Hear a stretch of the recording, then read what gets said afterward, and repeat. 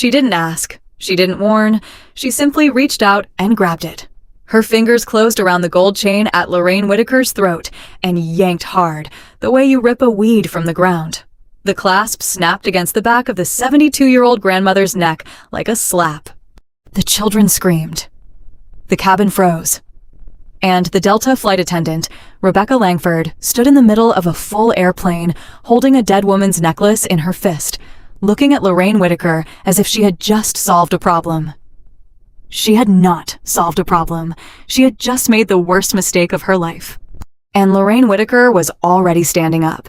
What happened on that flight from Atlanta to New York will make your blood boil. And before we go any further, if you are new here, please subscribe and hit that notification bell so you never miss a story like this one. And drop a comment right now telling me what city you are watching from. I want to see how far this story travels. Now let's get into it. The morning started the way most good mornings do for Lorraine Whitaker, with the smell of her granddaughter's shampoo and the sound of two small voices arguing over who got the window seat. "Grandma, tell her I called it first," said Caleb, who was 9 and had been talking about this airplane ride for 3 solid weeks. "Grandma, he did not," said Haley, who was 11 and had inherited her grandmother's talent for standing her ground without raising her voice. "I sat by the window on the way to Atlanta. He gets it on the way home. That was the deal." Lorraine Whitaker smiled. She had heard this particular argument, or some version of it, in cars, at dinner tables, and now apparently on airplanes. She reached over and gently patted Haley's hand, then looked at Caleb with the kind of calm authority that grandmothers build up over decades. "Baby," she said to Caleb, "your sister is right. A deal is a deal." Caleb opened his mouth, thought better of it, and slid into the middle seat without another word. That was Lorraine. Patient, measured, the kind of woman who had raised 3 children, buried a husband, and cared for her own mother through the last difficult years of her life, and had done all of it with a grace that younger people spent lifetimes trying to learn. She was not a woman who made scenes. She was not a woman who complained. She was the kind of woman who got through things, and got through them quietly, and then went home and prayed and started the next day fresh. But today, she was wearing her mother's necklace. It was not a flashy piece. It was a gold chain, simple, with a small pendant, a tiny cross with a single chip of diamond no bigger than a freckle. Her mother, Eleanor Whitaker, had worn it every single day of her adult life. She had worn it to church and to work, and to the hospital on the day Lorraine was born. She had worn it in every photograph Lorraine had ever seen of her. And when Eleanor passed some months ago, the necklace had come to Lorraine, and Lorraine had worn it every day since. She also had on her own wedding band, which she still wore some years after her husband Clarence had gone. And Haley was wearing a small gold bracelet that had been her late mother's, Lorraine's daughter-in-law, gone too soon some years back. And Caleb had on a little chain with a cross that matched Lorraine's, a gift from Eleanor herself on the boy's birthday some years ago. They were a family dressed in their history. Their jewelry was not decoration. It was memory. It was love. It was the physical proof that the people they had lost were still with them, still close, still part of every ordinary Tuesday and every airplane ride home. None of that, of course, meant anything to Rebecca Langford. Rebecca Langford was in her mid-30s and had been a flight attendant for Delta for some years. She was tall, blonde, with a voice that carried easily over engine noise, and a manner that some of her colleagues described as efficient and others described as something considerably less flattering. She had been assigned to the Atlanta to New York flight that morning, and she had walked down the aisle doing her pre-departure check with the kind of focused energy that made passengers unconsciously tuck in their elbows as she passed. She stopped at their row. She looked at Lorraine Whitaker. She looked at the children. She looked at the jewelry. And something shifted behind her eyes. "Ma'am," she said, her voice professionally pleasant in a way that had just a little too much edge underneath it. "I'm going to need you to remove your jewelry before takeoff." Lorraine looked up. She had been helping Caleb buckle his seatbelt. She thought for a moment she had misheard. "I'm sorry?" "The jewelry," Rebecca said, gesturing vaguely at Lorraine's necklace, her ring, the children's pieces. You'll need to take it off. Store it in your carry-on for the duration of the flight. Lorraine stared at her. What regulation is that? It's a safety concern, ma'am. A safety concern, Lorraine repeated very slowly. Yes, ma'am. Metal jewelry can be a hazard in the event of an emergency. Now, Lorraine Whitaker had flown dozens of times in her life. She had flown to visit her sister in Houston and her grandchildren in Atlanta and her college roommate in Seattle. She had flown when the rules about liquids changed and when they made you take off your shoes and when they started charging for checked bags. She had read the safety cards. She had listened to every pre-flight announcement ever made within her hearing. And in all of those years and all of those flights, she had never once heard anything about removing jewelry before takeoff. She kept her voice even. I have never heard of that rule. It's policy, ma'am. Can you show it to me in writing? Rebecca Langford blinked just once. A tiny flicker of something, irritation maybe, or recalibration, moved across her face. I don't carry the policy manual with me, ma'am, but I am authorized to enforce it. Authorized? Lorraine said. She felt something settle low in her chest. Not anger, not yet. Something quieter than anger. Something she recognized from a long life of being a Black woman in America. The thing you feel when you know exactly what is happening, but you are not yet sure how far it is going to go. Grandma, Haley said quietly. What's wrong? Nothing, baby, Lorraine said. Nothing's wrong. She looked back up at Rebecca Langford. This necklace belonged to my mother. She passed some months ago. This bracelet belonged to my grandson's mother, who passed some years ago. These are family heirlooms. They are not coming off. Rebecca's professional pleasantness developed a harder edge. Ma'am, I understand that, but no, Lorraine said simply. I don't think you do. There was a pause, the kind of pause that has weight in it. Across the aisle, a man in his 50s who had been reading a magazine looked up over the top of his glasses. Behind them, a young woman in a window seat stopped scrolling her phone. Ma'am, Rebecca said, and now the pleasantness was almost entirely gone, replaced by something that sounded more like a warning. I need you to comply, or I will have to speak to the captain. Then speak to the captain, Lorraine said. Her hands were perfectly still in her lap. Rebecca Langford turned and walked back toward the front of the plane with the kind of stride that means someone is controlling themselves carefully. Caleb looked at his grandmother. Grandma, are we going to get in trouble? Lorraine put her arm around him. No, sweetheart. We are not going to get in trouble. We haven't done anything wrong. Then why is she mad? Lorraine thought about how to answer that.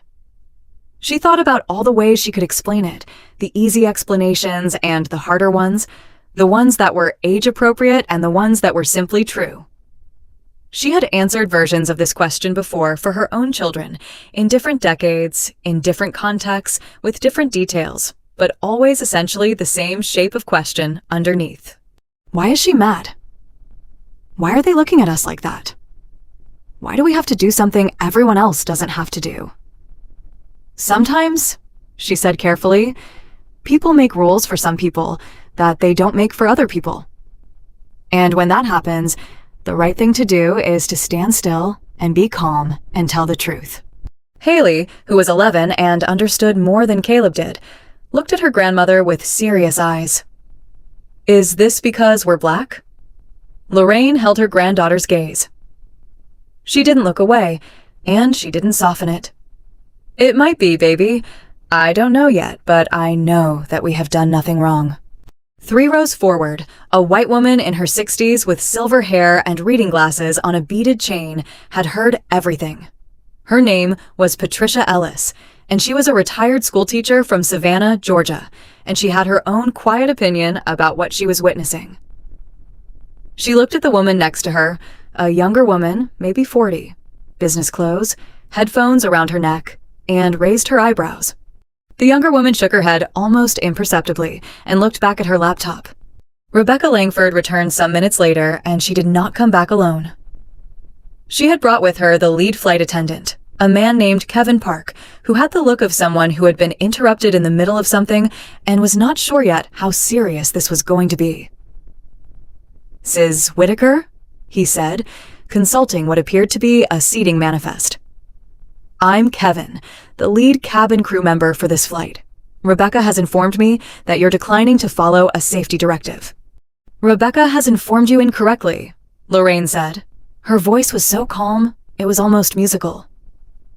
"Rebecca asked me to remove jewelry that has no legitimate connection to any safety policy I have ever heard of, targeting me and my grandchildren specifically.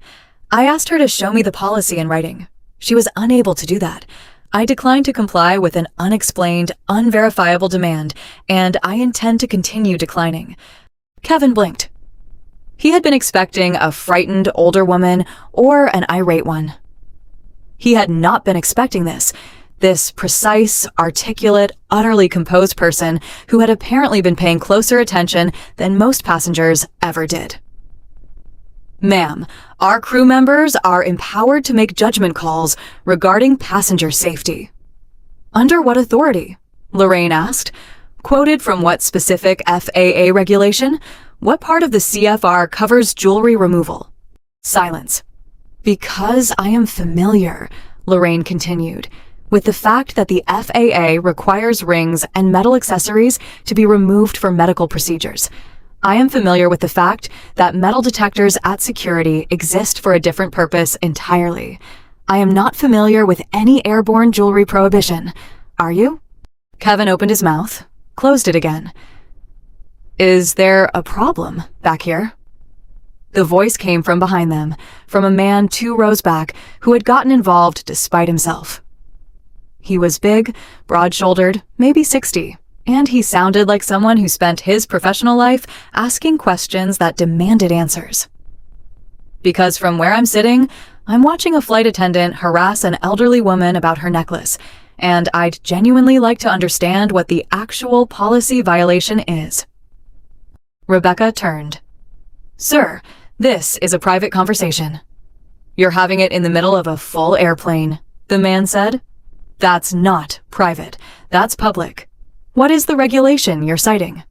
Another passenger, a woman in her late 40s, spoke up 2 rows on the other side. "I heard the whole thing. She asked to see it in writing, and you said you didn't have it." "That's correct," said Patricia Ellis from 3 rows forward, without turning around. Her voice was precise and dry as a school attendance report. "I heard that too." Rebecca Langford's jaw tightened. "I need everyone to mind their own business," she said, and the professional pleasantness was fully gone now, replaced by something raw and defensive and a little bit frightened. "This is a crew matter." "A crew matter that requires an elderly grandmother to take off her dead mother's necklace," the big man said. "Got it. Makes perfect sense, sir. If you continue to interfere with cabin crew operations, I will have you removed from—" "Rebecca!" Kevin Park's voice came in sharp and low. "That's enough." Rebecca looked at him. Her face was flushed now. Kevin turned to Lorraine Whitaker with the measured expression of a man doing rapid damage control. "Mrs. Whitaker, I apologize for the confusion. We're going to clarify the situation, and in the meantime, please make yourself comfortable." He took Rebecca by the arm and steered her forward with the kind of firm gentleness that left no room for argument. The cabin breathed out. Lorraine sat for a moment with her hands in her lap, very still. Haley reached over and took her grandmother's hand. "Grandma," she said, "are you okay?" Lorraine turned to look at her, 11 years old, her son's child. The spitting image at this age of the girl's late mother, wearing that small gold bracelet that still some months later sometimes made Lorraine's throat tighten when the light hit it just right. "Yes, baby," she said. "I'm okay." But she wasn't done. She reached into her purse. She pulled out her phone. Her daughter, Vanessa, was back in New York. Vanessa, who was in her late 40s and had a law degree, and the sharpest mind of any of Lorraine's 3 children, and who called her mother every single morning without exception, and who had a way of getting to the center of a problem so fast that it made lawyers in her firm uncomfortable. Lorraine found Vanessa's number. She pressed call. It rang twice. Mom, why are you calling? Aren't you on the plane? Is everything— Vanessa, Lorraine said, keeping her voice quiet and level. I need you to listen to me very carefully. The moment Vanessa heard that particular tone, the one that was calm on the surface and vibrating underneath, the one her mother only used when something was genuinely wrong, she stopped moving. Wherever she was, whatever she was doing, she stopped. Mom, talk to me. What happened? A flight attendant just ordered me to remove your grandmother's necklace and the children's jewelry. She cited a safety rule she cannot show me in writing. She came back with the lead attendant. Several passengers have already spoken up. They are now conferring at the front of the plane. A beat of silence. Mom, Vanessa said, are you recording this? I am not yet. Start recording right now. Don't stop until the plane lands. What is the airline? Delta. Flight number. Lorraine looked at the ticket still in her hand. She gave Vanessa the number. Names. Do you have names? Rebecca Langford. The lead is Kevin Park. There was a sound on Vanessa's end. The specific sound of a person sitting down very deliberately and pulling up a laptop. Mom, I want you to stay exactly where you are. Do not move. Do not let them intimidate you. You have done absolutely nothing wrong, and you are about to have the full weight of everything I know how to do standing right behind you. Vanessa and Mom. Vanessa's voice, for just a half second, dropped out of lawyer mode. Dropped into daughter mode. The voice of a woman who still every morning heard her grandmother's voice in her own head when she woke up. The necklace stays on. Lorraine closed her eyes for exactly 1 second. Yes, she said. It does. She hung up and turned on her recording app. She set the phone on her tray table face up, quiet, doing its job. Then Rebecca Langford came back down the aisle, and this time the professional pleasantness was entirely gone. Mrs. Whitaker, she said, and her voice had taken on a tone that Lorraine recognized immediately. The tone of someone who had talked to someone and come back feeling more powerful than before, whether that power was real or imagined. I've spoken with the captain. He has authorized me to inform you that your continued refusal to comply with crew directives is a violation of federal aviation regulations, and if you do not remove the jewelry immediately, we will be returning to the gate. Every head in their section turned. Returning to the gate, the big man said, and his voice had gotten very quiet in a way that was more alarming than loudness. Over a necklace. Sir, because there are many people on this flight, he continued, and I'd genuinely like to hear you explain to all of them why we're going back to the gate. The captain's authority on board this aircraft is not the same as federal aviation regulations, said Patricia Ellis calmly from 3 rows forward, still not turning around. Those are 2 different things, dear. The captain has discretionary authority over the aircraft. That authority exists within FAA guidelines, not above them. Rebecca stared at the back of Patricia's silver head. Are you a lawyer? Rebecca demanded. No, Patricia said. I was a high school civics teacher for many years. She turned her head slightly, but I paid attention. A sound moved through the cabin. Not exactly a laugh. Something closer to a collective exhale that had a laugh hiding inside it. Rebecca Langford's face went red. She turned back to Lorraine Whitaker. And here was where something changed. Here was where whatever restraint or calculation had been guiding her behavior finally gave way to something more reflexive and more revealing. She leaned in close and dropped her voice to something meant to be intimidating. I don't know who you think you are, she said, but on this plane, I am the authority, and you will do what I tell you. The cabin went absolutely silent. Lorraine Whitaker looked at this woman. She looked at her for a long moment. The way you look at something you want to see clearly, want to see all the way through before you respond to it. She was 72 years old. She had grown up in the South in the 1950s. She had been told to sit in the back. She had been told to use a different door. She had been told in 100 different ways and with 100 different words that she was less than, that she was other, that the rules were different for her and would always be different for her. And she had outlasted every single person who had ever told her so. She was not afraid of Rebecca Langford. "My phone," Lorraine said, her voice perfectly, almost preternaturally calm, "has been recording since you began this interaction. Every word you have said, every word these passengers have said, every word I have said." She glanced at the phone on the tray table, "Including what you just said to me." Rebecca Langford looked at the phone. "And my daughter," Lorraine continued, "who is an attorney, is currently on the phone with Delta Airlines corporate customer service line. She has our flight number, your full name, the lead attendant's full name, and a list of witnesses who have already vocally objected to your conduct." She paused. "Would you like to continue telling me who has authority on this plane?" The silence in the cabin was so complete that someone 3 rows back could be heard putting down a cup. Rebecca Langford stood very still. And then, from somewhere behind her, someone started to clap. A single person. Slow, steady, then a second. Then the big man 2 rows back joined in, and Patricia Ellis and the woman with the headphones, who hadn't said a word until now, and a young couple across the aisle. And before long, the entire section of the plane was applauding, not wildly, not performatively, but with the genuine, deliberate energy of people who had watched something and had an opinion about it. Rebecca Langford turned and walked away from them. Caleb looked at his grandmother with an expression somewhere between awe and deep confusion.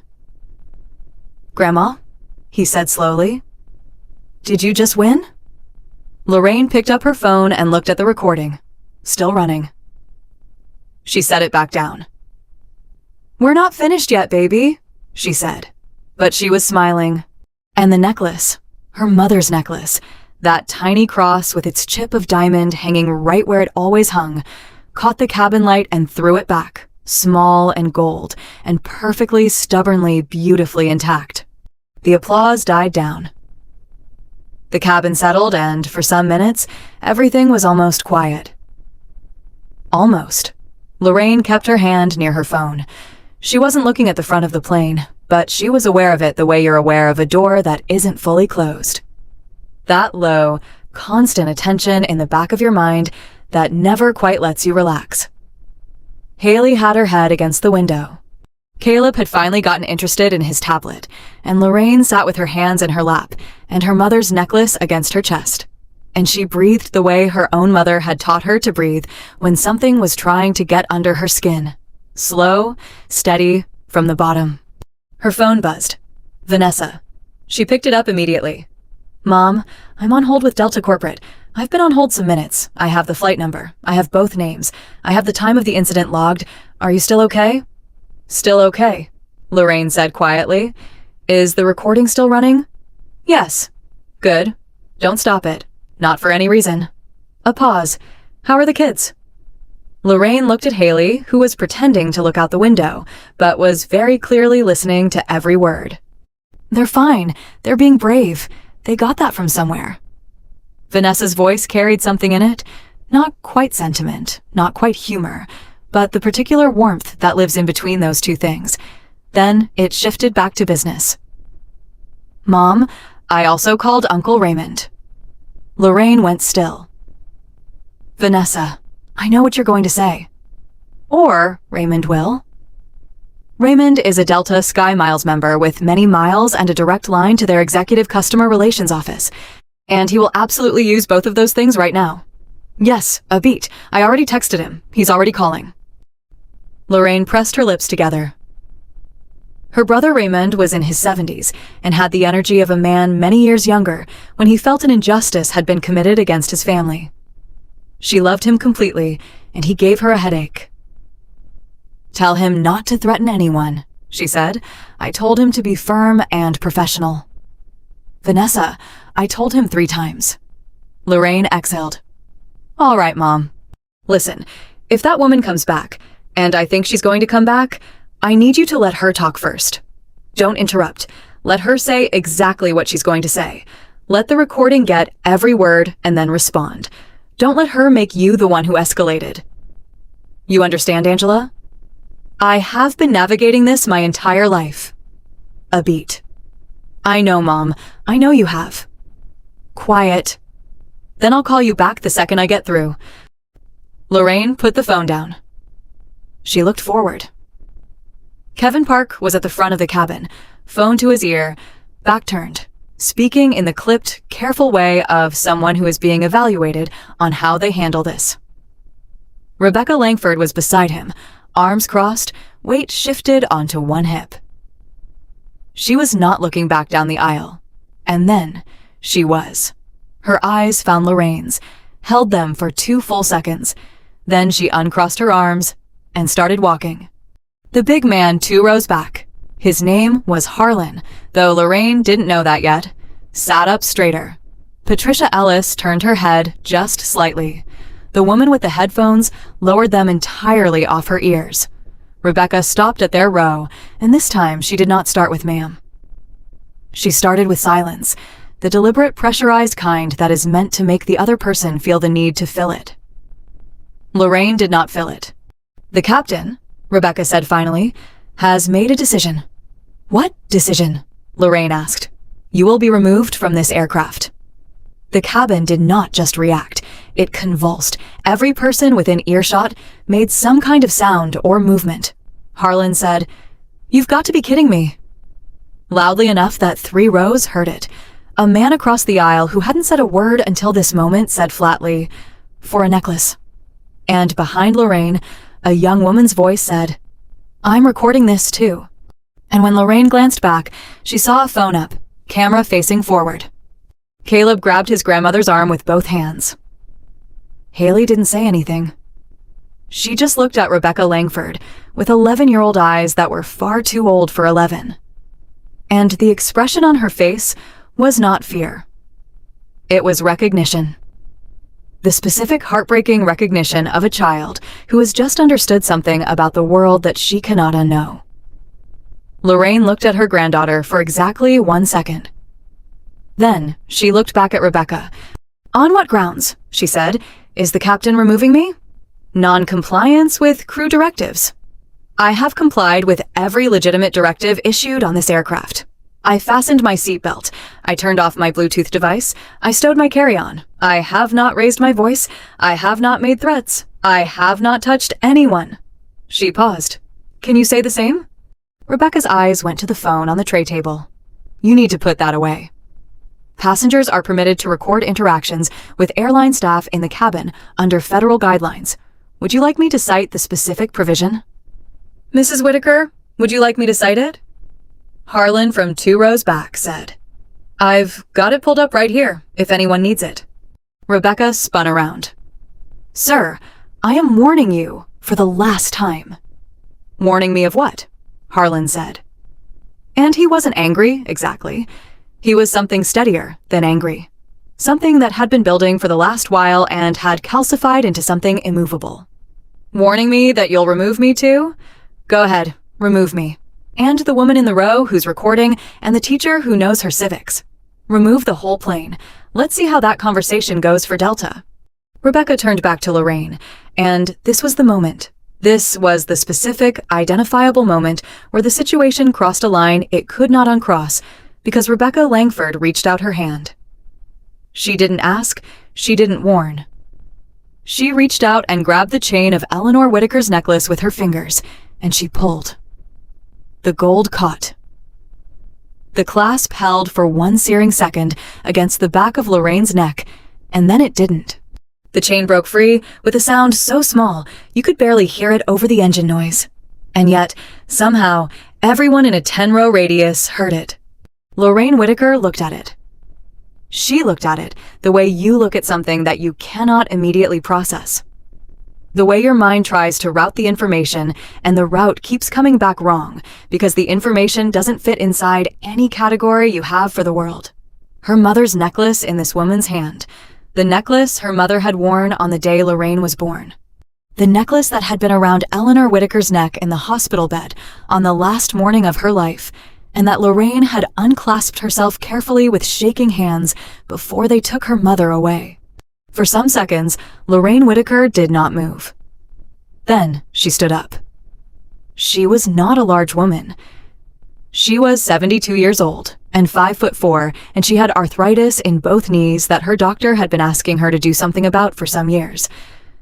But she stood up the way mountains form slowly, with an authority that has nothing to do with speed or size, with a weight that comes from somewhere beneath the surface. And when she was fully standing, she looked Rebecca Langford directly in the face from arm's length away. And the entirety of what was in her eyes in that moment made two passengers in adjacent rows physically lean away from the interaction. "Give me my mother's necklace," she said. Her voice was so quiet, so absolutely level, that it was more frightening than any volume could have been. Rebecca took a half step back. The movement was instinctive. She caught herself and tried to recover, squaring her shoulders, but the half step had already happened, and everyone had seen it. "This jewelry." "Give me my mother's necklace," Lorraine said again. Exactly the same. Same volume, same tone, same absolute stillness. Harlan was already out of his seat, not moving toward Rebecca, just standing fully present, occupying the space behind Lorraine with the unmistakable posture of someone who was there. The woman with the phone had come down the aisle and was filming from some feet away. Patricia Ellis had unbuckled her seatbelt and turned fully around in her seat. Kevin Park appeared from the front of the cabin at a jog. "Rebecca." His voice was tight, urgent. "Rebecca, put it. She needs to comply." "Rebecca." He was beside her now, and his voice had dropped to something low and intense. "Give her the necklace back right now." A beat. One terrible suspended beat, where Rebecca Langford stood in the center of everything she had created, holding a dead woman's necklace, surrounded by witnesses with a recording running on the tray table and her colleague's hand on her arm, and many people watching. She held it out. Lorraine took it. She held it in her palm, the broken chain, the tiny cross, that chip of diamond. And she closed her fingers around it. And for just one moment, one single moment that she did not let anyone see, her face changed. The composure flickered. Not fear, not anger, something older and deeper and more private than either of those. Grief, maybe. The grief of a thing you were protecting being touched by something it should never have had to touch. Then it was gone. Her face reset. She looked at Kevin Park. "I want the captain," she said, "in this cabin now." Kevin Park nodded. He was already pulling out his own phone. "Yes, ma'am, and I want this recorded in the official incident log as of..." She glanced at Caleb's watch on his wrist, because her own had been on the same arm as the necklace clasp, and she didn't want to look at her wrist right now. "And I want Rebecca Langford away from me and my grandchildren for the remainder of this flight." Kevin looked at Rebecca. Rebecca looked at the floor. She walked to the back of the cabin. As soon as she turned away, Caleb wrapped both arms around his grandmother's waist from the side and pressed his face into her arm and didn't say anything. Lorraine put her hand on the back of his head. She sat down slowly, carefully, the broken necklace still in her closed hand. Haley reached over and opened her grandmother's fingers gently, looked at the broken clasp, and looked up at Lorraine's face. "Can it be fixed?" "Yes, baby," Lorraine said. "It can be fixed." "But she broke it." "I know she did." Haley looked toward the back of the plane where Rebecca had gone with those serious eyes. "Grandma," she said carefully, "what's going to happen to her?" Lorraine looked at her granddaughter for a moment. "Something that should have happened a long time ago," she said. Her phone was ringing. Vanessa. She picked up before the second ring. Mom, what just happened? I've been trying to call for the last few minutes." "Vanessa." Lorraine's voice was steady. "She took the necklace off me. The chain is broken." Another silence, shorter. "Mom, are you physically hurt?" "No, the kid's frightened, but fine." "Is it on the recording?" Lorraine looked at her phone, still running on the tray table. Every second of it. What came next from Vanessa was not loud. It was very quiet. In fact, the kind of quiet that is considerably more alarming than loudness. "Mom," she said, "I need you to stay on this plane. I need you to speak to the captain when he comes. I need you to get every name, every badge number, every statement offered to you. And I need you to understand that what that woman just did is not an airline policy violation. What she just did is criminal." A breath. "I'm no longer calling customer service. I'm calling our attorney." Lorraine said nothing. "Mom, call him." Lorraine set the phone down. Around her, the cabin had not returned to normal. It would not return to normal. The people in the rows around her had the specific activated energy of witnesses, of people who have seen something and know they have seen something and are in the process of deciding what to do with that. The young woman who had filmed the interaction had gone back to her seat, but her phone was still in her hand. Harlan was in his seat, but turned sideways, watching the front of the cabin. Patricia Ellis had not turned back around. She was looking directly at Lorraine with reading glasses pushed up on her head and an expression that was entirely quiet and entirely unambiguous. "I want you to know," Patricia said from 3 rows forward across the aisle, "that I saw everything, and I will say exactly what I saw to anyone who asks." "Thank you," Lorraine said. "My name is Patricia Ellis.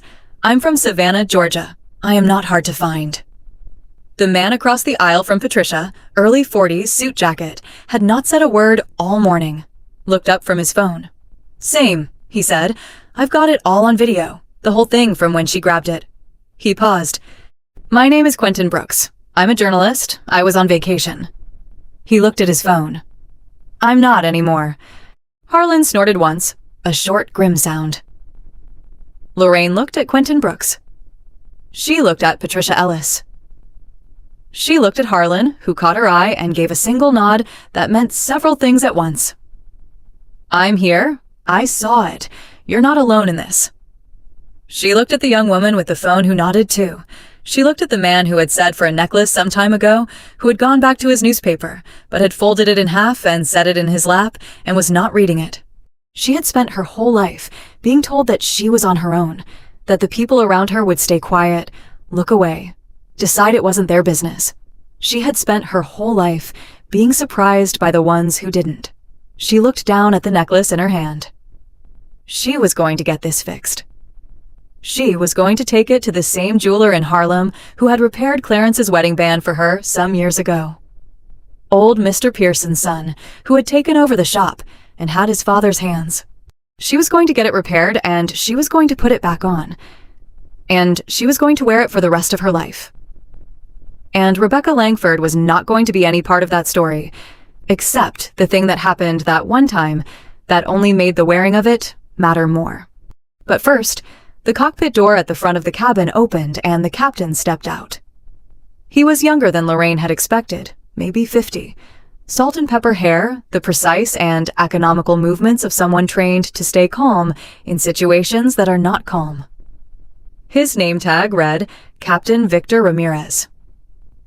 He spoke briefly to Kevin Park, who spoke even more briefly back, and something passed across the captain's face. A small, involuntary tightening around the eyes that people who are not trained to read faces would miss entirely. Lorraine Whitaker was very trained to read faces.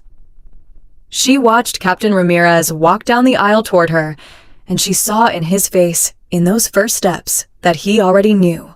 Someone had already told him, or he had heard it himself, or he had been on with someone who had made very clear what the shape of this situation was. He knew. He stopped at their row. He looked at Lorraine. He looked at the children. He looked at her closed hand. "Mrs. Whitaker," he said. His voice was measured and direct. "My name is Captain Victor Ramirez. I understand that an incident occurred in the cabin." "An incident?" Lorraine said. He heard it, the weight in those 2 words. "Ma'am, I want to hear directly from you what happened." Lorraine opened her hand. In her palm lay the broken necklace. The chain split where the clasp had been torn. Captain Ramirez looked at it. His jaw moved once. "Your flight attendant," Lorraine said, reached over and removed this from around my neck by force, after I declined to give it to her voluntarily. The interaction was recorded in full. I have an attorney on the line. I have at least 4 witnesses in this cabin who have identified themselves by name, and I have 2 grandchildren who watched every second of it. She paused. I would like to know what you intend to do about it. Captain Ramirez was quiet for some seconds. Mrs. Whitaker, he said, I want to begin by offering my personal apology. I appreciate that, Lorraine said, but I didn't ask for an apology. I asked what you intend to do. Something in his expression shifted. Not irritation, something closer to respect, the kind that gets made in a person without their permission, in response to someone who is exactly who they are, without any performance of it. We will be returning to the gate, he said. Harlan from 2 rows back exhaled. Not to remove me, Lorraine said. It was not a question. No, ma'am, not to remove you. The cabin understood before he said it. People shifted, looked at each other, looked toward the back of the plane where Rebecca Langford had gone. And then, from the back of the cabin, came a sound, a door, a movement, a specific series of footsteps that the entire cabin tracked with their attention, even though no one could see it directly. And Kevin Park walked back up the aisle, alone. Rebecca Langford did not come with him. She did not walk past their row again. She did not collect her things in front of everyone. She was escorted through the back in the quiet, procedural way that means the decision has already been made and the only thing left is the mechanics of it. The cabin didn't erupt. There was no dramatic moment. There was just her absence settling over the rows like a fact. Caleb looked up at his grandmother. "Grandma," he said, "is she gone?"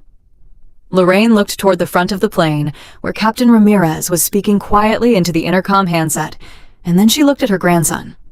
"Yes, baby," she said. "She's gone." Caleb thought about this. Then he nodded once firmly, the way a 9-year-old nods when he has decided something is resolved. But Lorraine Whitaker knew better. She looked at the broken necklace in her hand. She thought about her mother wearing it. She thought about Vanessa on a phone right now, talking to an attorney. She thought about Quentin Brooks, journalist, no longer on vacation.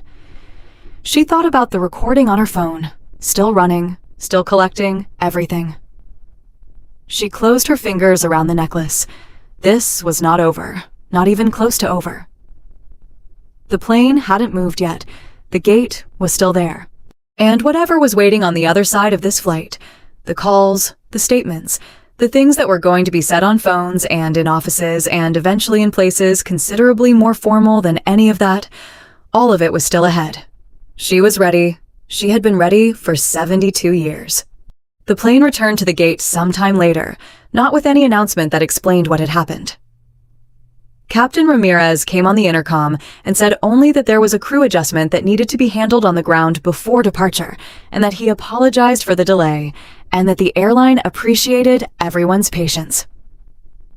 It was the kind of language that said everything by saying nothing, and every single person in that cabin knew exactly what it meant. Lorraine sat with the broken necklace still in her hand. She had not put it away, and she had not tried to refasten it. She just held it.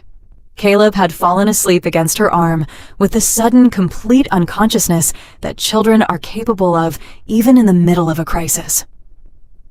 And Haley sat on her other side, reading nothing, staring at the seat back in front of her with the expression of a child, processing something she doesn't yet have words for. The jetway connected with a soft, mechanical thud. And then the door at the front of the cabin opened, and 3 people came on board who had not been there before.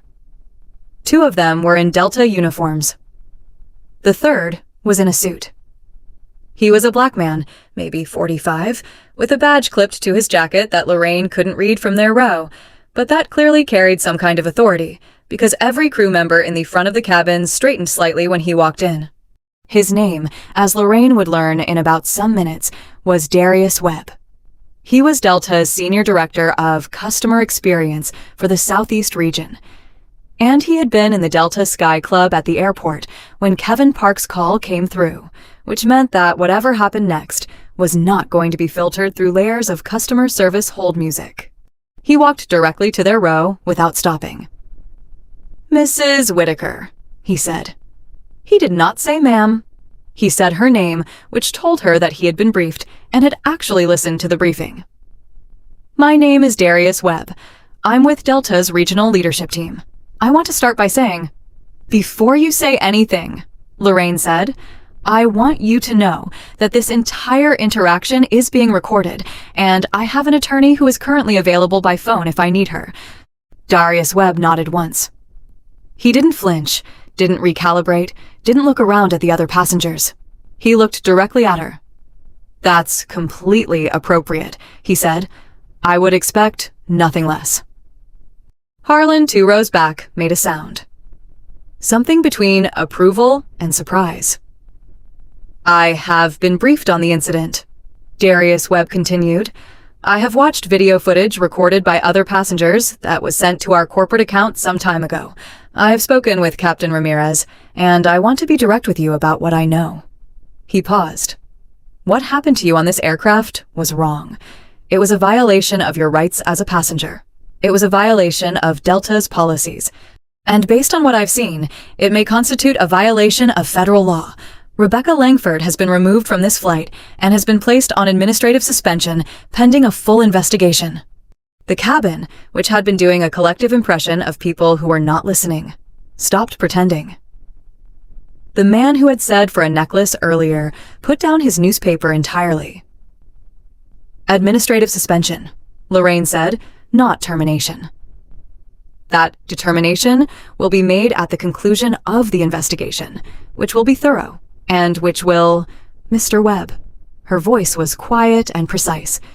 "That woman reached into my personal space and physically removed a piece of my late mother's jewelry from around my neck after I clearly refused to give it to her. The chain is broken." She opened her hand and showed him. "I would like you to explain to me what investigation is needed to determine whether that behavior meets the standard for termination." The cabin was so quiet that the sound of the jetway adjusting was audible. Darius Webb looked at the broken necklace in her palm. He looked at it for a long moment. Then he looked up. "You're right," he said. "You are completely right." Haley turned her head slowly and looked at the Delta executive with the careful attention of someone recalibrating their understanding of how adults operate. "I cannot make a termination announcement to you at this moment," Darius Webb continued, "because that is a human resources process with specific legal requirements. What I can tell you is that I am personally going to ensure that this investigation does not take weeks or months. You will hear from us within some time." He reached into his jacket pocket and placed a business card on the tray table. "That is my direct line, not a call center, my phone. You or your attorney can reach me on that number at any time." Lorraine looked at the card. She didn't pick it up yet. "And what about this flight?" "This flight will depart as soon as we complete a crew adjustment. You will be upgraded to first class, you and both of your grandchildren, for the remainder of the journey. All travel expenses for today will be refunded in full, and Delta will cover the repair of the necklace through whatever jeweler you choose." "The necklace is not the point," Lorraine said. "No," Darius Webb said. "It is not, but it is the least we can do right now, and I want to do it." He looked at her steadily. "Mrs. Whitaker, I am not here to manage the situation. I'm here because what happened here today is not who we are or who we are supposed to be, and I am genuinely sorry." Lorraine studied him. She was very good at reading sincerity. She had been doing it for 7 decades in churches and courtrooms and hospital corridors and corporate offices. She read him for a moment, and then she nodded once. "I'll take the seat upgrade for my grandchildren," she said. "Not for me. I'll stay right here." Darius Webb blinked. "Ma'am, I said what I said," Lorraine told him. Harlan, 2 rows back, laughed. It was a real laugh, short, warm, the involuntary kind. Haley looked at her grandmother, and something moved across her face. Something that was not quite a smile, but was in the same family as a smile and would probably grow into one later. Darius Webb stood for another moment, then nodded. I'll arrange for the children to be moved and for anything you need for the remainder of the flight to be brought to you here. He paused. Is there anything else you need from me right now? Lorraine picked up his business card. Not right now, she said, but there will be. He understood what that meant. He nodded again and walked back toward the front of the cabin, pausing briefly to speak to Captain Ramirez. And then the door closed and the jetway disconnected and the engines, which had gone quiet, slowly began their low rumble back to life. Caleb woke up at the sound of the engines and looked around blurrily. Are we leaving? He asked. Yes, baby, Lorraine said. We're leaving. Is the mean lady still here? No. He blinked, thought about this, closed his eyes again. It was some time later. Haley did not go to first class right away. She stayed in her seat until the plane was airborne, until the city fell away beneath them and the sky was just sky in every direction. Then she looked at her grandmother and said quietly, Did we win? Lorraine thought about the broken chain in her hand.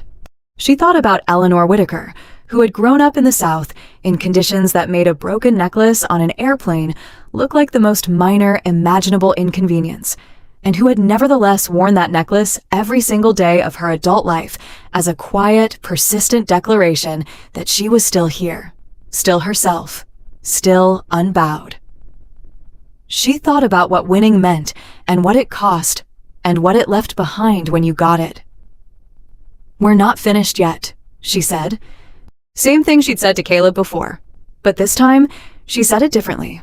Not as a warning, but as a fact. The calm, level kind of fact that you don't argue with. Haley nodded like she understood that completely, which she did. Then she picked up her carry-on bag and moved to first class without any drama about it. Lorraine's phone rang sometime later. Not Vanessa this time, an unfamiliar number with a New York area code. She answered. Mrs. Whitaker, a man's voice, professional and quick. My name is Robert Chin. I'm a senior producer at the Today Show. We received footage of an incident on a Delta flight this morning involving you and a flight attendant. We'd like to speak with you about...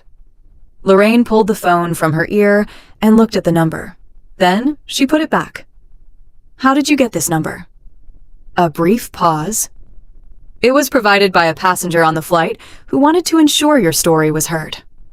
Quentin Brooks, the journalist. Lorraine thought for exactly some seconds. I don't have a comment at this time, she said. You're welcome to contact my daughter, Vanessa Whitaker, who will be handling media inquiries. She paused. If she decides to handle media inquiries, of course. Do you have a... She hung up. The phone rang again, almost immediately. Different number. CNN.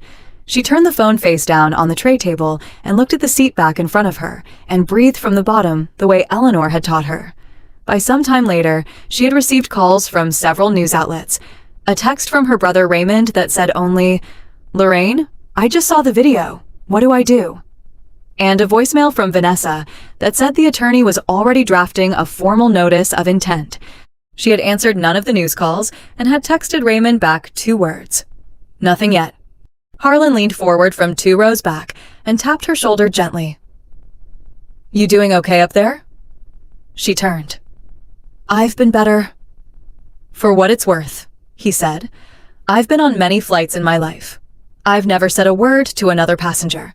I want you to know I don't regret saying something today. What do you do? She asked. I'm a retired circuit court judge, he said. Atlanta, many years.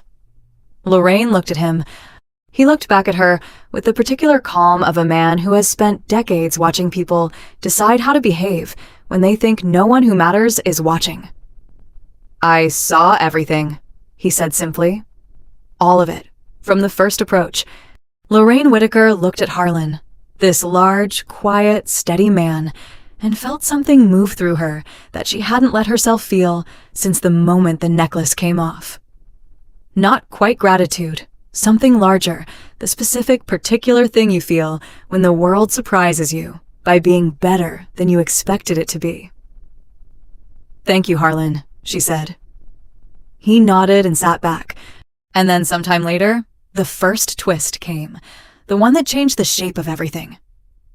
It came through Vanessa, who called with a voice that was doing its absolute best to remain in attorney mode and not quite succeeding. "Mom, are you alone? Can you talk?" "I'm in my seat. Harlan is 2 rows back." "Who's Harlan?" "He's a retired circuit court judge who witnessed everything. He's been sitting 2 rows behind me since Atlanta." A pause. "Of course he has." A breath. "Mom, I need to tell you something." "Tell me." "Quentin Brooks, the journalist on the plane." "I know who he is. He filed a story some time ago. It's already running." A pause. "Mom, the video has been seen many times." Lorraine sat very still. "It's not just the video of Rebecca grabbing the necklace," Vanessa continued. "Quentin had audio from before that. The whole conversation. He had it all, Mom, from the first time she came to the row." Her voice was controlled, but something was vibrating inside it. "People are calling for Delta to fire her, not just online. Actual public figures. A senator from Georgia just issued a statement. The NAACP has already released a response." A beat. "Mom, your name is everywhere right now." Lorraine looked at the seat back in front of her. She thought about Lorraine Whitaker, about a woman who had worn the same gold necklace every day for many years. Not because anyone was watching, but because she knew who she was, and she did not need permission to be it. "What does our attorney say?" Lorraine asked. "He says we have a strong civil rights claim. Intentional infliction of emotional distress, possibly battery. Physical contact without consent in a state of aggression. He wants to move quickly." Vanessa's voice steadied. "But Mom, it's what I found out about Rebecca Langford that I really need to tell you." Lorraine waited. "She's been reported before," Vanessa said. "This is not the first time." The air in the cabin did not change. The engines kept making the same sound. But something shifted in Lorraine's chest. That cold, clarifying shift that happens when a thing you suspected but didn't want to be certain of becomes certain. "How many times?" 3 formal complaints in the last few years. 2 of them were from Black passengers. 1 was from a Latino family traveling with elderly relatives. All 3 were, and Mom, this is the word Delta's own internal documentation used, resolved internally. Vanessa's voice tightened on those 2 words, the way you tighten a wire. Resolved internally, meaning buried, meaning someone saw those complaints and cleared her to keep working. Lorraine closed her eyes. "Which means," Vanessa continued, "that this is not just about Rebecca Langford anymore. This is about what Delta knew and when they knew it and what they chose to do with that knowledge." The plane was at altitude. Below it, the eastern seaboard was going about its morning. And on a tray table in their row, a retired judge's business card, a Delta executive's business card, and a broken gold necklace were sitting together in the small, specific space of one woman's very clear understanding of what she was going to do next. "Vanessa," Lorraine said. "Yeah, Mom. How is Uncle Raymond?" A short, involuntary laugh. The exact same laugh as always. The one that sounded just like Eleanor's. "He's furious and he's making calls and he will not listen to a word I say." "Good," Lorraine said. "Let him." "Mom?" "Vanessa, listen to me." She paused, made sure she had her daughter's full attention. "We are not just going to win this for us. Do you understand what I'm saying?" A long beat. Then, Vanessa quietly, "I understand exactly what you're saying. Those 2 families, the ones who filed complaints and were told it was resolved, I want to find them." "Mom, I want to find them because if they were willing to file a complaint once and got nowhere, they might be willing to speak now that there's a camera and an attorney and a retired circuit court judge and apparently a senator from Georgia involved." Vanessa was quiet for a moment. "You are terrifying," she said, and her voice was full of a love so complete it barely needed the word attached to it. "I learned from your grandmother," Lorraine said. She put the phone down. She picked up Harlan's card and Darius Webb's card, and she laid them side by side on the tray table, and she looked at them. Then she picked up the broken necklace again. She thought about the 3 complaints, 3 families, 3 sets of people who had tried to say something and had been shown that what they said didn't matter. She thought about Rebecca Langford being cleared back to full duty multiple times to go stand in another aisle on another flight and decide which passengers needed to be reminded of who had authority. The anger that moved through her was not hot. It had moved past hot some time ago and settled into something colder and cleaner and more durable than heat. The kind of anger that doesn't yell, the kind that writes things down. The kind that makes calls and keeps records and does not forget. Sometime later, with some minutes still left in the flight, Kevin Park came back down the aisle. He stopped at their row and crouched down slightly, speaking in a low voice. "Mrs. Whitaker, I want to say personally that I'm sorry for the way this went, for not moving faster when I should have."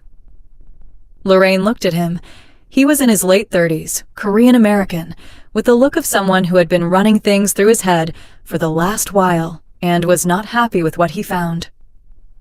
"Why didn't you?" she asked, not with anger, with genuine inquiry. He exhaled.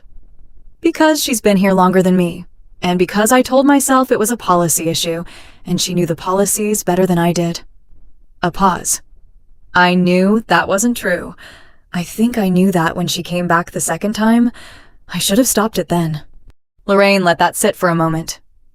"Will you say that?" she asked. "In writing if you're asked to?" He looked at her steadily.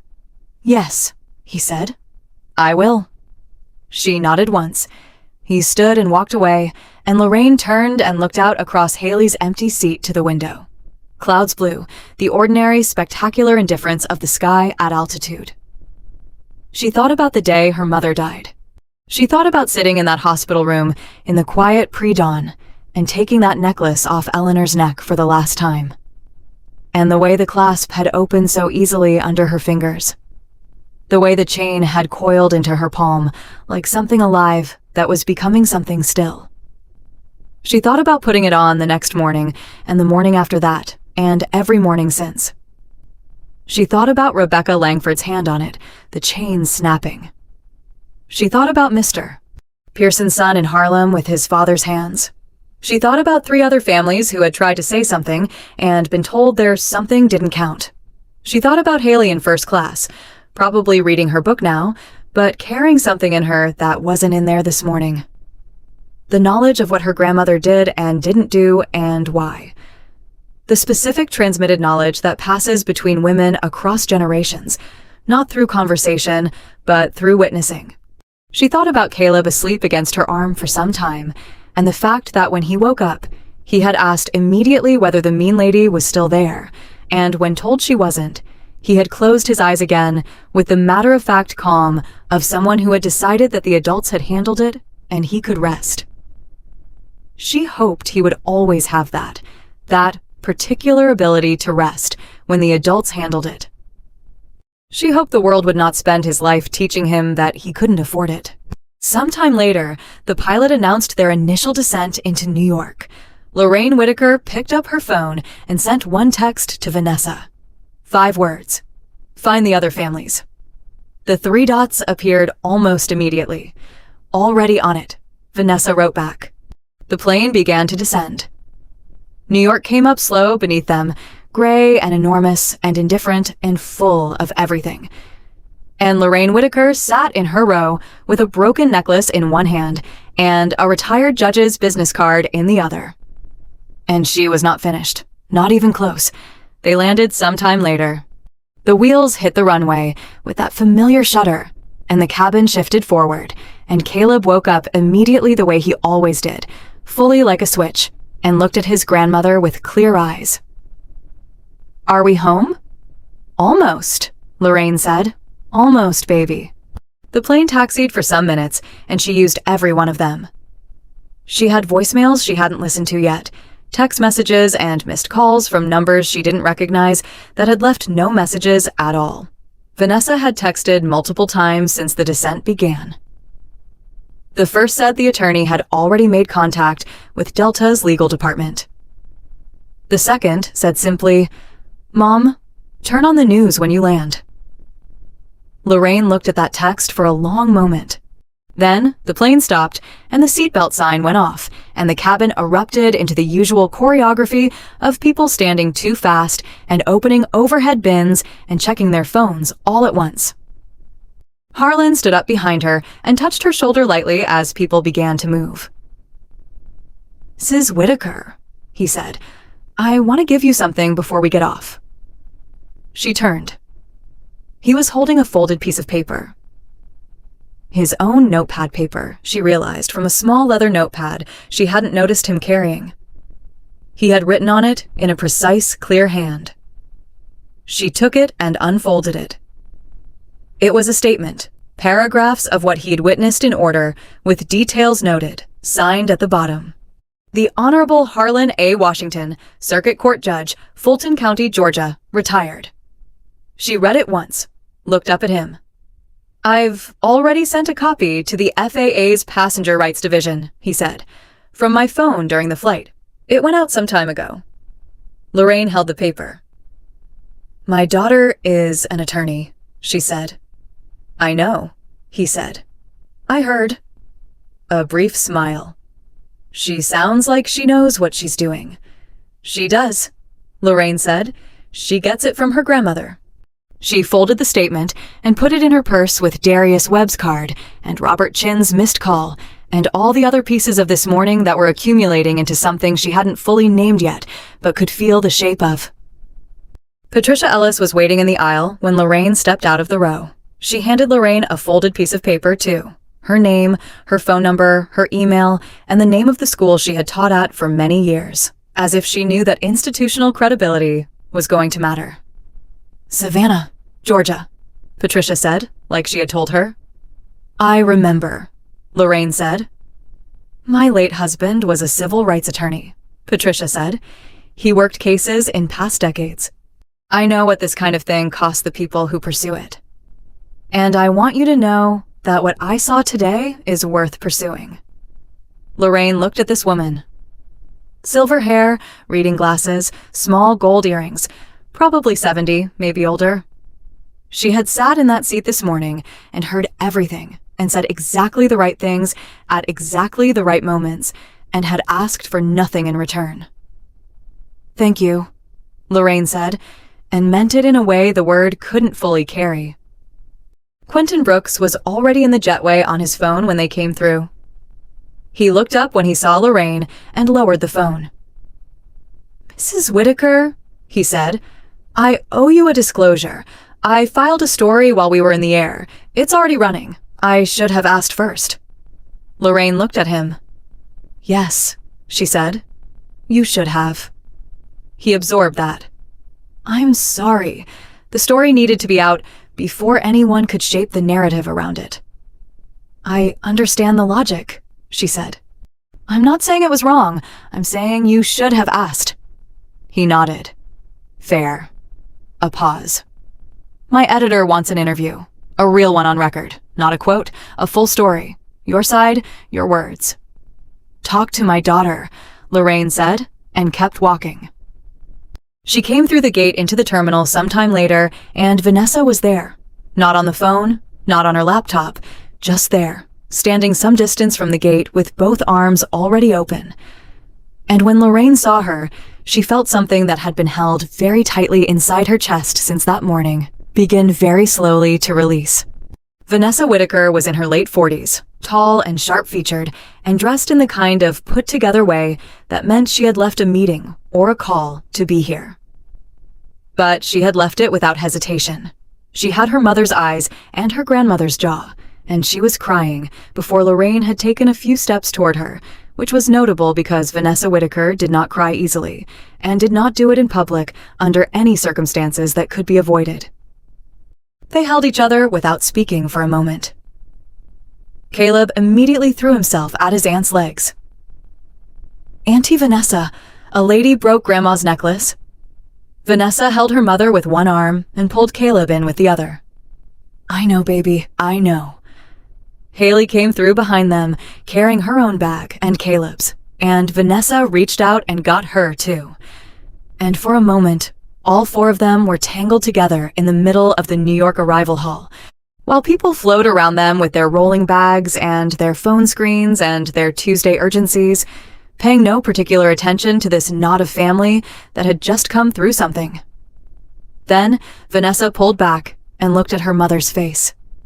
"Are you hurt?" she asked. The attorney voice was gone. This was just Vanessa. "No," Lorraine said. "The necklace." Lorraine opened her purse and showed her the broken chain. Vanessa's jaw tightened. She looked at it for a long moment, and then she looked at her mother, and something passed between them that was too old and too deep to be put in any language currently in use. The kind of communication that happens between a woman and her daughter when both of them have loved the same person their whole lives, and that person is gone now, and the only things left of her are exactly the things that need protecting. "Darius Webb called me some time ago," Vanessa said, shifting back. "Delta has placed Rebecca Langford on unpaid suspension. Not paid. Their legal department has already reached out to our attorney. I think they know what they're sitting on." "They should," Lorraine said, "because I do." "The other families," Vanessa started. "You found them." "One." Vanessa's eyes sharpened with the specific focus of someone who has been working a problem for some time and is close. Her name is Denise Carter. She flew Delta out of Charlotte some years ago. She filed a formal complaint about Rebecca Langford. The exact same pattern. Mom, jewelry. A different reason each time. Denise is a nurse. She was flying home from a medical conference. Rebecca told her her stethoscope chain was a safety hazard and demanded she remove it. Vanessa paused. Delta's response was a 3-line form letter and a small flight credit. Lorraine stopped walking. Just for a moment, just to let that sit. "A small credit," she said. "A small credit?" Vanessa confirmed. "Has anyone spoken to her?" "Our attorney made contact some time ago. She's been watching the news. She already said yes." Sometime later. They were moving through the terminal toward the exit, Vanessa's hand on her mother's arm. The children just ahead. Lorraine's phone rang again. Another number she didn't know. Different area code. She answered it this time. "Mrs. Whitaker, this is Patricia Moore. I'm the director of the Eastern Region Legislative Affairs Office for the NAACP. We've been in contact with your daughter this morning, and I want you to know that our national legal team is available to you immediately at no cost if you choose to pursue this." Lorraine had been a member of the NAACP for many years. She had paid her dues every year since the 1970s in good times and tight times, both because her mother had told her that you pay your dues not for what it gives you, but for what it means you're part of. She had never once expected to receive this particular call. "I appreciate that deeply," she said. "Please speak with my daughter." She handed the phone to Vanessa, who took it with one hand while pulling up something on her own phone with the other, moving with the efficient, multi-tracked intensity of a woman who has shifted from personal to professional without losing either. They reached the exit sometime later, and that is when the cameras were there. Not the overwhelming bank of equipment you see at press conferences. Just some news crews, local affiliates set up with the specific preparedness of people who had been tipped off that this was the right exit at the right time. Quentin Brooks, she realized, or possibly Raymond, who was standing some distance away, looking exactly as described, which was to say, furious and making calls, and who looked up when he saw Lorraine and said her name across the distance in a voice that carried considerably more grief than fury when he actually saw her face. Lorraine looked at the cameras.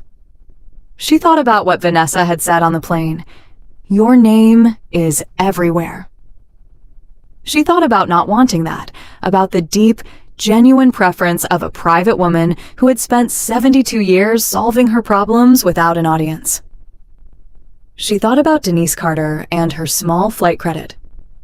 She thought about the third family, still unfound. She walked directly toward the cameras. Vanessa caught up beside her in a couple of steps. "Mom, you don't have to." "Yes, I do," Lorraine said. She stopped in front of the first reporter, a young woman with a microphone who looked about 25 and who had the nervous, urgent energy of someone covering her first, genuinely significant story. "Ms. Whitaker," the reporter said, "can you tell us what happened on the plane this morning?" Lorraine looked at the camera. She thought about how to begin. She thought about Eleanor Whitaker, who had once told her that the most dangerous thing a Black woman could do in America was be ordinary in public. Not angry, not threatening, just ordinary and present and unbowed. Because ordinariness in a Black woman was somehow still in this country a provocation to certain kinds of people. "I was sitting with my grandchildren," Lorraine said, her voice absolutely clear. "Wearing my late mother's necklace. She passed some months ago.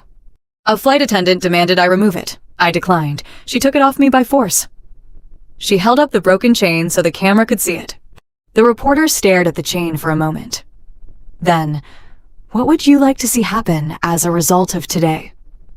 "I would like Rebecca Langford to be terminated," Lorraine said.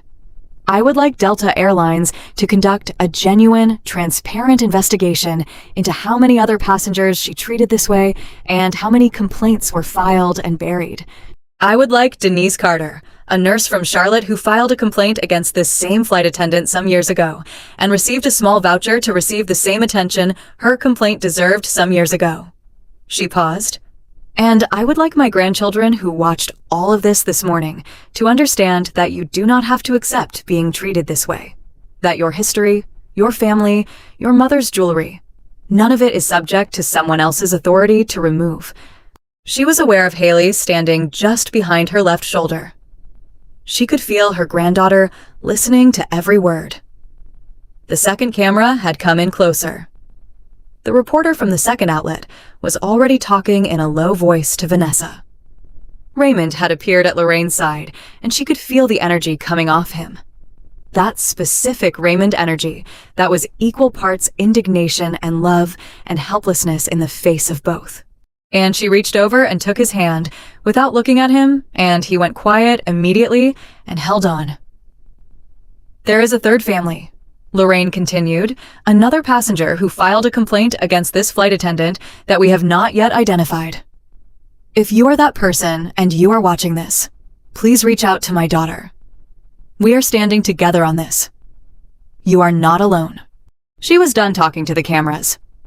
She turned away before anyone could ask another question. And Vanessa stepped in behind her to handle whatever came next. And Raymond was immediately on his phone again.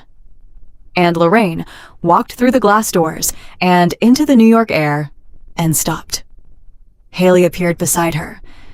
She had both bags again, and she stood next to her grandmother and looked out at the street and was quiet for a long moment. "Grandma," she said, "who is Denise Carter?" "A woman who tried to do what's right and got ignored," Lorraine said, "until today." Haley processed this. "Is that what you meant on the plane about not being finished just for us?" Lorraine looked at her granddaughter, 11 years old, the kind of 11 that has seen things and heard things and is assembling them into an understanding of the world that is going to shape who she becomes. "That's exactly what I meant," Lorraine said. It was some time later. Vanessa came through the doors some minutes later, phone in hand, and the expression on her face stopped Lorraine cold. Not good news, not bad news, exactly. Something that was both layered on top of each other in the specific way that things are when a situation has developed faster and larger than even your best preparation accounted for. "Mom," she said, "I just got off the phone with Darius Webb." Lorraine waited. They found the third family. Lorraine held completely still. "Delta found them first," Vanessa said before we did. "A family from Memphis some years ago, mother and 2 daughters. Rebecca Langford told the mother her daughter's earrings were a distraction to other passengers. A beat. The mother is a retired school teacher. Her name is Ruth Ann Bridges. She filed a complaint and Delta sent her a form letter." Vanessa looked at her mother. "She saw the news this morning. She called Delta directly some time ago. She had kept the form letter. She had kept every email. She has names and dates and seat numbers. The air moved through Lorraine in a way she felt physically. Not quite a shiver, not quite a breath, but the specific interior movement of a thing clicking into place. 3 families, all women, all black, all told to remove something from their bodies, all told afterward that it had been handled. One of them, at least, who had kept every piece of paper. Ruth Ann Bridges kept her records, Lorraine said. For some years, Vanessa confirmed. She told the Delta representative this morning that she kept them because she knew one day it would matter. She just didn't know when. Raymond, who had been listening, stopped pacing. He looked at his sister. His face did something complicated, and then he sat down on a bench and pressed both hands over his mouth for a moment. Mama would have, he started and didn't finish. I know, Lorraine said. She would have gone down there herself personally. I know, Raymond. He exhaled, nodded, stood back up, picked up his phone again. What do you need me to do? He asked. His voice had changed. The frantic energy had settled into something quieter and more useful. Right now, Lorraine looked at him. I need you to take these children somewhere and get them lunch. They've been on their feet since early this morning, and they're hungry, and they've seen enough today. Raymond looked at Caleb, who was leaning against the wall with the expression of someone who would very much like a cheeseburger. I can do that, Raymond said. Vanessa and I will meet you in some time. Raymond put his hand on the back of Lorraine's head, the way he had done since they were children. Not a pat, something more deliberate than that. The specific touch of a brother making sure his sister is still there. You good? He asked quietly. Getting there, she said. He nodded. Called the kids, they left. Vanessa waited until they were gone, then turned to her mother. Sometime later, she said. We have a call soon with our attorney, the NAACP legal team, and a representative from Ruth Ann Bridges' side, because Ruth Ann already has an attorney too. Lorraine looked at her. She got one some years ago, Vanessa said, right after Delta sent her the form letter. She just never had enough to move forward with until now. And there it was, the moment that arrives in every situation like this one, when what looked like one woman's personal fight on one Tuesday morning reveals itself to be something that was already years in the making, already building, already waiting for the right moment to have enough weight behind it to move. Lorraine thought about sitting on that plane that morning, helping Caleb with his seatbelt, about Haley arguing for the window seat, about the necklace against her chest, and the routine of putting it on that morning, and the specific ordinary way the day had started. She had not been looking for this. She had not wanted this. She had simply been on her way home. She reached into her purse and found the broken necklace. She laid it across her palm one more time and looked at it. The chain was clean and gold, and the damage was precise. Just the clasp broken where it had been pulled. Everything else intact, the cross still there, the diamond chip still catching light. She closed her fingers around it. Let's go, she said. Vanessa flagged a car. They got in. The city moved past the windows, the enormous, indifferent, complicated city that had been Lorraine's home for many years. And Lorraine held the necklace in her closed hand the whole way, the same way she had held it since the moment it was taken from her, and the moment she took it back. Sometime later, Vanessa's phone buzzed with a news alert. She looked at it, then she turned the screen so her mother could read it. Delta Airlines issues public statement regarding flight incident. Airline confirms flight attendant Rebecca Langford has been terminated, effective immediately, pending full internal investigation. CEO personal apology forthcoming. Lorraine read it twice. She did not cheer. She did not exhale dramatically. She thought about Denise Carter's small voucher. She thought about Ruth Ann Bridges keeping her paperwork for some years by herself waiting. She thought about the form letters and the cleared complaints and the next flight and the next family and the specific institutional machinery that had protected Rebecca Langford multiple times and sent her back out into a cabin to do it again. Terminated pending investigation was not the end. It was not even close to the end, but it was the beginning of something real. And Lorraine Whitaker had spent enough of her 72 years knowing the difference between those two things to appreciate this moment for exactly what it was. Not a victory, but a door opening. And on the other side of it, 3 families and 1 attorney, and 1 retired circuit court judge, and 1 civics teacher from Savannah, and 1 journalist who was no longer on vacation. All of them walking through it together. She put the phone down. Outside the window, New York was doing what it always did, which was everything at once, loudly, without waiting for anyone to be ready. Lorraine Whitaker had been ready for 72 years. The car pulled up to Vanessa's building sometime later. They had some minutes before the call. Vanessa was already on her phone in the elevator, confirming the conference line number with their attorney, whose name was James Okafor and who had been practicing civil rights law in New York for many years, and who had, according to Vanessa, taken one look at the recording and said 4 words. "This is very clean." In attorney language, that meant the kind of evidence that doesn't require interpretation, the kind that speaks for itself in any room you carry it into. Lorraine stood in the elevator with her purse in her hand and her mother's broken necklace still in her pocket, and said nothing. She was conserving something. Not energy exactly, more like intention. The specific gathering of a person who knows that what comes next is going to require all of her, and who is making sure all of her is present and available. The elevator opened. They went in. Vanessa's apartment was the organized, purposeful kind. Bookshelves that were actually used, a desk that had seen serious work done on it, and a kitchen table that had served as a war room on more than one occasion. She had it set up in under some minutes. Laptop open, notepad, 2 pens, a glass of water for her mother that she sat down without asking.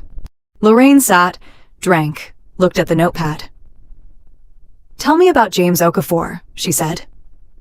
Vanessa pulled up a chair. Many years in civil rights litigation, he's won cases against major carriers, some of them airline-related discrimination. He's been on the phone with the NAACP legal team since sometime this morning. A beat. He already has a copy of Harlan Washington's statement. Harlan emailed it directly to his office some time ago. Remember, James called Harlan personally sometime later. They talked for some minutes. Harlan didn't tell me that. Lorraine said, "Harlan strikes me as someone who handles things and then doesn't announce that he handled them," Vanessa said. Lorraine thought about a retired circuit court judge from Atlanta, sitting in his seat 2 rows back, filling out his notepad in careful handwriting while the engines hummed, sending it to the FAA and a civil rights attorney before the wheels touched the ground, asking for nothing, expecting no recognition. She made a mental note to call him. The conference line opened some time later, exactly. James Okafor's voice was calm and deliberate, the kind that takes up space in a room without needing to be loud. He had a New York accent underneath a lifetime of professional neutrality, and he spoke to Lorraine directly, not to Vanessa, which she noted. "Mrs. Whitaker, I want to begin by saying I've listened to the full recording multiple times. I've watched both videos, yours and Quentin Brooks's. I've read Judge Washington's statement. I've reviewed the formal incident report filed by Captain Ramirez, which Delta's legal department transmitted to us some time ago." A brief pause. "This is one of the most thoroughly documented passenger civil rights violations I have seen in over 2 decades of practice." Lorraine said, "What does that mean in practical terms?" "It means that what Rebecca Langford did constitutes at minimum battery under New York state law. Physical contact that was harmful and offensive and made without consent. It also establishes a strong foundation for a federal civil rights claim under Section 1981, which covers racial discrimination in the making and enforcement of contracts, including airline passenger contracts." Another pause. "It means that Delta's pattern of receiving and dismissing complaints about this specific employee creates what we call institutional liability. They cannot claim they didn't know. They knew. They chose inaction multiple times." The NAACP representative on the line, Patricia Moore, whom Lorraine had spoken to briefly at the airport, spoke next. Mrs. Whitaker, I want to add that we have already identified media contacts at the Associated Press, the Washington Post, and network affiliates who are following this story as of this morning. This is no longer a local incident. This is national. Lorraine was quiet for a moment. How is Denise Carter? A slight pause. James said, She's been in contact with our office some time ago. She's steady, she's angry, appropriately so, and she wants to move forward. And Ruth Ann Bridges. Ruth Ann's attorney, a woman named Sylvia Grant, who had a Memphis number and a voice like someone who had been waiting for exactly this moment, said, Ruth Ann is ready. She's been ready since Delta sent her that letter some years ago. She said this morning that she didn't keep those papers because she was certain something would happen. She kept them because she refused to pretend it hadn't. Lorraine closed her eyes for exactly 1 second. She thought about 3 women. Herself, 72, sitting in the row with her grandchildren. Denise Carter, a nurse flying home from a conference, told her stethoscope chain was a hazard. Ruth Ann Bridges, a retired schoolteacher watching her daughters, told their earrings were a distraction. 3 different flights, 3 different years, 3 different reasons that all had the same shape underneath. What do we do next? Lorraine asked. We file, James said simply. We file a joint civil complaint on behalf of all 3 of you. We file it as a pattern of discriminatory conduct, not 3 separate incidents. Delta's internal records, which their legal team was required to produce this morning under our preservation letter, show that Rebecca Langford received formal complaints from a total of 7 passengers over some years. 7, Mrs. Whitaker, not 3. 4 of those complaints were from Black or Latino passengers. 3 were closed without investigation. The line was silent. Vanessa wrote something on the notepad and turned it toward her mother. It said 7. Lorraine looked at the number. She had thought 3. 3 families had been a weight she felt in her chest. 7 was a different kind of weight entirely. 7 was not a pattern that could be explained away. 7 was a policy. 7 was a decision made repeatedly by people who had the power to stop it and chose not to. When can we file? Lorraine asked. We can file by end of business someday, James said. But I want to be honest with you about what that means. It will be public. It will be loud. Delta's legal team is already working to manage the narrative. Filing this week keeps the pressure exactly where it needs to be, but it also means your name, and Denise's name, and Ruth Ann's name are going to be in every major newspaper in the country within some time of filing. They're already there, Lorraine said. Yes, James agreed. They are. Then someday, she said. Vanessa nodded once. The call ended some time later. Vanessa closed the laptop. She looked at her mother. For a moment, neither of them said anything, and the apartment was quiet with a particular quiet of after. The specific silence that falls when a long, impossible, exhausting morning has finally shifted into something that has direction and weight and forward motion. You okay? Vanessa asked. 7 families, Lorraine said. 7 complaints. 3 families confirmed so far. The other 4? Find them, Lorraine said. If they're willing. No pressure on anyone who's not ready, but give them the option. She paused. Nobody should have to do this alone. Vanessa looked at her mother for a long moment. You know, this is going to take a while, she said. Months. Maybe longer. I know it's going to be uncomfortable. They're going to look into everything about you. Your finances, your history, your... Vanessa. Lorraine looked at her daughter. I am 72 years old. I grew up in the South. I have been audited, followed, questioned, and dismissed more times than I can count. A team of corporate attorneys going through my credit history is not going to be the hardest thing I have faced. A beat. Not even close. Vanessa's eyes went bright for a moment. She pressed them steady, nodded. Okay, she said.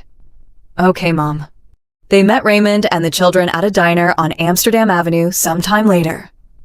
Caleb had syrup on his shirt and the satisfied look of someone who had fully transitioned from the morning's drama into a plate of pancakes, which was, Lorraine thought, exactly the right response to the day.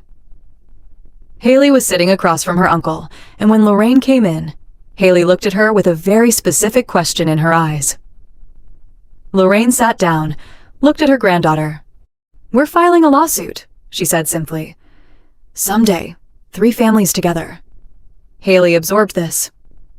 "Will you win?" "We will do everything we can," Lorraine said. "That's not the same as winning, but it's the part we control. And the other part is up to judges and juries and how hard James Okafor works." A pause. "He seems like he works very hard."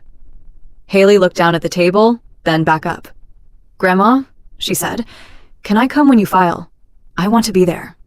Lorraine looked at her, 11 years old, wearing her mother's gold bracelet, sitting in a diner in New York on the most complicated Tuesday of her young life, asking to be present for the next part. "Yes," Lorraine said. "You can come." Raymond, who had been listening, reached across the table and covered his sister's hand with his. He didn't say anything. He didn't need to. The call came sometime later, not from Vanessa, not from James Okafor, not from a news network or the NAACP or a senator's office.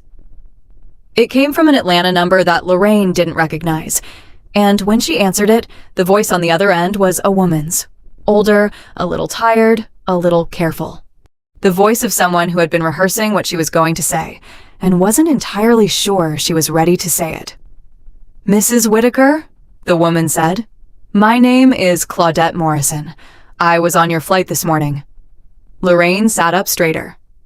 "I was in a row further back," Claudette said.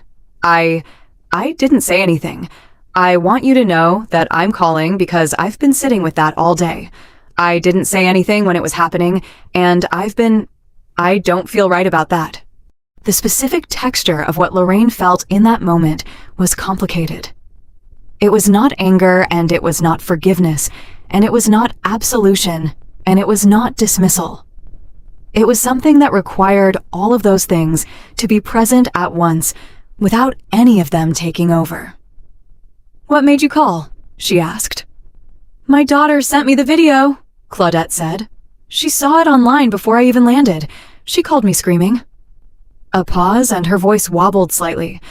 "And I had to tell her I was on that plane, that I saw it happen, and she asked me what I did." A beat. I didn't have an answer for her. Lorraine said nothing. "I know I can't take it back," Claudette said. I don't know what to do with this feeling of having been there," and said nothing. Lorraine thought about this. She thought about all the rows of passengers that morning, the ones who spoke up, the ones who filmed, the ones who stayed silent. She thought about how easy it was to be angry at the silence, and how complicated the silence actually was, the calculations people make in those moments, the fear, the uncertainty, the telling yourself it will resolve on its own, or that it's not your place, or that you didn't see enough to be sure of what you saw. "Claudette," she said, "do you have children?" 3, Claudette said, surprised by the question, "and 4 grandchildren." "Then let me ask you something. If it had been you in that row this morning, if it had been your grandchildren, would you have wanted someone in a row further back to say something?" A long silence. "Yes," Claudette said quietly. "I would have." "Then you know," Lorraine said, "what you're going to do differently next time." Another silence, not the heavy kind, something lighter and harder to name. "Thank you," Claudette said. "Don't thank me," Lorraine said. "Just do it next time." She hung up. She sat for a moment with the phone in her hand. Then she put it down and picked up her glass of water and looked at nothing in particular and thought about how many Claudettes there had been over the years. How many people in rows further back, watching, calculating, staying quiet. How many of them had gone home afterward and felt this exact same thing and never made a call? How many next times had come and gone without the lesson carrying forward? She hoped this one would be different. She suspected it would be for Claudette Morrison specifically. Some lessons land, some don't. You can't control which kind you're giving while you're giving it. Sometime later, Vanessa called from the other room where she had been working. "Mom, you need to see this." Lorraine walked in. Vanessa turned the laptop toward her. Delta's CEO, a man named Thomas Harrington, who had been in the role for some years, had recorded a video statement, not a press release. A video. He was sitting at a desk, no tie, looking directly into the camera. And he was not using the careful corporate language of managed crisis communication. He looked like a man who had watched the recording himself and had felt it. "What happened to Mrs. Lorraine Whitaker and her grandchildren on that flight this morning is not a policy failure," he said. "It is not a training failure. It is a moral failure, and it happened on our watch to a passenger who was traveling with her family, wearing her late mother's necklace, doing nothing wrong. Rebecca Langford has been terminated. That termination is permanent and is not pending any review." He paused. "I also want to say directly, Delta failed Mrs. Whitaker and her family. Not just today, but some years ago, when passengers brought complaints to us that we should have taken more seriously, and did not. I am ordering an immediate and complete review of every passenger complaint filed against cabin crew in the last some years. Every complaint. Every one." He looked into the camera one more time. "Mrs. Whitaker, if you're watching this, I am sorry. And I mean that as a human being, not as a CEO." The video ended. Vanessa and Lorraine sat with it for a moment. "He did not have to say some years ago," Vanessa said slowly. "His legal team almost certainly told him not to. But he did," Lorraine said. "He did." Vanessa looked at her mother. "James says it actually strengthens our position because it's a public admission of prior knowledge. But," she paused, "I don't think he said it for legal strategy. I think he said it because it was true, and he knew it was true, and he decided truth mattered more than strategy today." Lorraine looked at the frozen image of Thomas Harrington on the laptop screen. "Good," she said, "then we'll hold him to it." The twist that arrived sometime later did not come from Delta. It did not come from the NAACP or the press or the senator from Georgia. It came from Quentin Brooks, who texted Vanessa a link with 3 words before it. "You need this." Vanessa opened it, read it. Her face went through 3 separate expressions in quick succession. Shock, then understanding, then a slow, cold fury that settled into something very still. She handed the phone to her mother. It was an article. Quentin had been reporting all day, pulling threads. He had found Rebecca Langford's social media history, not her public accounts, but posts from a private account that had been screenshotted and sent to him by a former colleague of Rebecca's who had watched the news that morning and decided to make a decision. The posts went back some years. They were not subtle. They were not ambiguous. They were the specific, unguarded language of someone who believed in the privacy of what they thought was an unseen space. Exactly what Lorraine Whitaker had suspected from the first moment Rebecca Langford stopped at their row and looked at her family with that particular expression. The posts used language that Lorraine had heard before, language her mother had heard, language her grandmother had heard, the language of a specific ancient contempt that changes its vocabulary over decades but never changes its meaning. She read it once, put the phone down. She was going to do this. Lorraine said it was not a question. She came to work that day already carrying this. Vanessa said her voice was very controlled. The plane was not random. The jewelry was not random. She looked at you, and she saw what she had always decided she saw, and she acted on it. Lorraine sat back. She thought about Caleb with his seatbelt. She thought about Haley arguing for the window seat. She thought about the specific innocence of that argument. 2 children negotiating a fair arrangement on their way home with their grandmother, wearing their family's gold. She looked at my grandchildren, Lorraine said. Yes, Vanessa said quietly. She looked at my grandchildren and she decided. Yes. The room was very quiet. Send it to James, Lorraine said. Already done, Vanessa said while you were reading. Sometime later, Lorraine called Harlan Washington. He answered on the second ring. Mrs. Whitaker, I was hoping you'd call. You sent your statement to James Okafor this morning, she said, before we even landed. I did. You didn't tell me. You had enough to carry, he said simply. I handled what I could handle from my seat. She thought about that for a moment. Thank you, Harlan. Don't thank me, he said. This is what it looks like when people do what they're supposed to do. It shouldn't be exceptional. It should be ordinary. A pause. But I'll be there when you need me. In writing, in person, wherever the case goes. It may go to federal court, she said. I know where federal court is, he said dryly. I went there somewhat regularly for many years. She almost laughed. It was the first time all day she had come close to laughing. And the fact that it happened in a conversation with a retired circuit court judge she had met some hours ago on an airplane felt somehow entirely right. She said goodnight, put the phone down. Caleb came in from Raymond's room, where he had been watching television with his uncle, and climbed onto the couch beside his grandmother and put his head on her shoulder without saying anything. She put her arm around him. After a minute, he said, Grandma, is great-grandma's necklace going to be okay? Yes, baby. I'm taking it to the jeweler tomorrow. The one in Harlem? Mr. Pearson's son. He nodded slowly. Is it going to look the same? Exactly the same. Promise. She thought about the chain, about the clasp, about the specific place where it had broken, and the fact that gold, properly repaired, leaves no visible mark of what happened to it. She thought about that being either the best or the most complicated metaphor she had encountered in a long time. I promise, she said. He was asleep in some minutes. Sometime later, Lorraine sat at Vanessa's kitchen table alone. The apartment was quiet.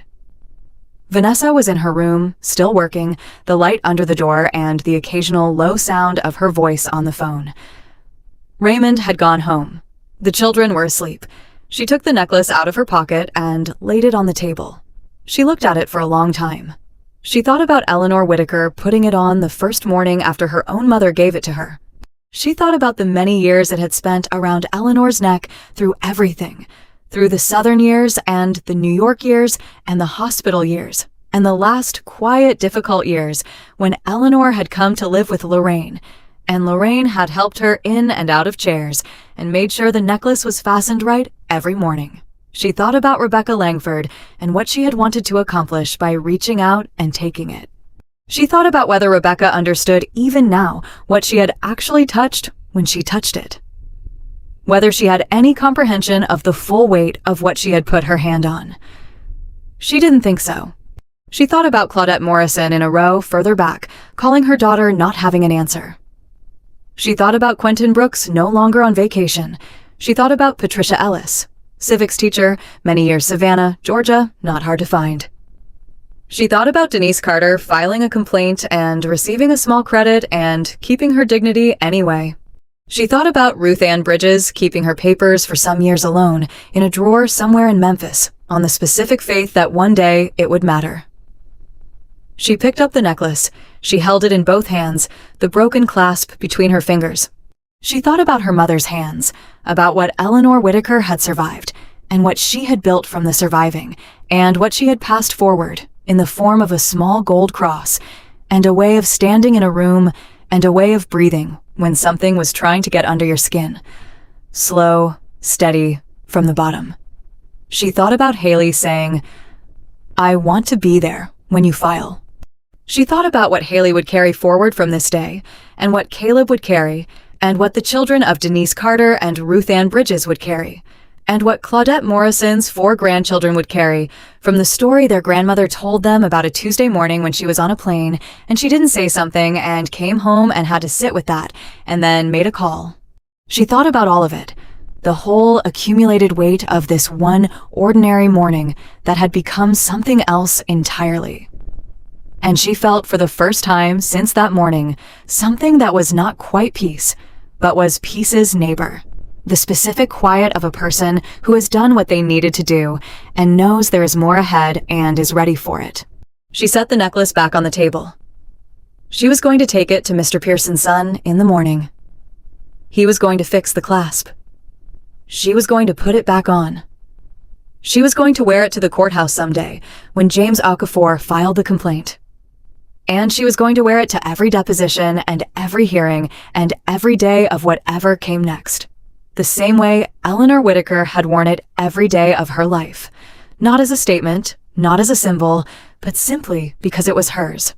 And it had always been hers, and no one had the right to remove it. Eleanor Whitaker had lived through things that should have broken her and had worn that necklace through all of it without asking anyone's permission. Her daughter intended to do the same.